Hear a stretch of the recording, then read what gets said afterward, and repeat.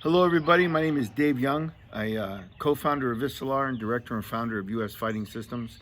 And one of the honors I have and one of the blessings in my job is being able to talk to martial arts students and families, in addition to making some outstanding friends with some of the masters and school owners in the country. During this pandemic, there's a special time in the U.S. where I think people forget some of the basics on safety management. So I wanted to kind of take some time on Saturday. When Master Jay Lee asked me if I would have some time I could give, I thought Saturday would be great. I'd love to spend 45 minutes with everybody at USTC. And if you're not a member of USTC, we encourage you to come. And members of USTC, invite your families. I still work currently, even though everyone is staying at home. I still travel and do my job because I provide training for the law enforcement agencies, state and federal, military police, military bases, as well as other organizations. And whether I'm on the road doing the training face-to-face or I'm doing it right here online like a webinar, the information is important enough to have some discussion and give it some conscious thought. So when you talk about managing your safety for a pandemic, we're going to be talking about this more in detail on Saturday. You want to develop a safety profile. And a safety profile is you want to do a series of things each and every day in sequential order that help manage your safety. I'll give you one small example. When I walk out my front door, the first thing I do is when I close and lock my doors, I stop and turn around and I briefly just scan the front of my yard. Any cars parked in front of my house or a neighbor's house where someone may be sitting in the car and doesn't belong in the neighborhood. I briefly look at my car before I approach it.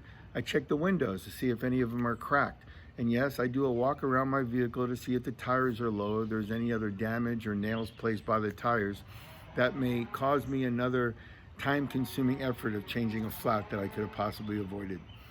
Then when I get in my car, I lock my door and I put my seatbelt on, start my car. I adjust the radio so I'm not doing that while I'm driving. I take my phone and I put it in my magnet stand that I have on the dash, and I make sure my earbud is in so I can listen to a phone call if I get it without taking my control on the wheel. And then I look around the area again, and when I drive out my driveway, I'm actually going to drive a different route if I'm going to a store or leaving that store and coming home. And I'm actually going to take the time and back my car in the driveway so I could see if there was anyone passing me by that might have followed me home. Developing a safety profile we're going to talk more about on Saturday.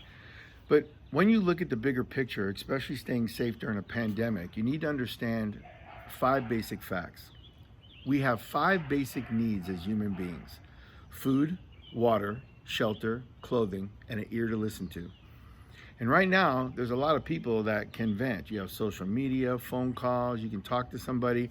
So that is really not the issue right now as it is when you don't have those things. But we're talking about food. Food's getting scarce when you go to the stores. It's scaring people. I saw somebody just start to break down and got on their knees and cry because there was just no eggs anywhere in sight.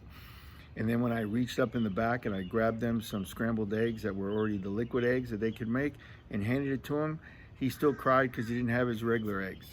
And I'm still seeing temper tantrums when people get too close to somebody. Or there's a variety of things that when people don't have food that they can get in the stores, they run out of shelter because they're losing their power in their lights or their home. And they don't have, water to drink. Those basic necessities of food, water, shelter, clothing, if they can't get them in the stores, they're going to probably try to get them from your house. And you may be home when their shopping starts. So we're going to talk about several things to manage your safety. And, during a pandemic, it puts everyone in a certain level of crisis, myself included. And being able to watch what's going on around you and read things before they occur can help keep you safe. We're going to talk more about that on Saturday. So I'm looking forward to seeing all my friends in Colorado. This is my backyard here in Fayetteville, North Carolina. And being safe isn't a word we say as a parting gift like goodbye.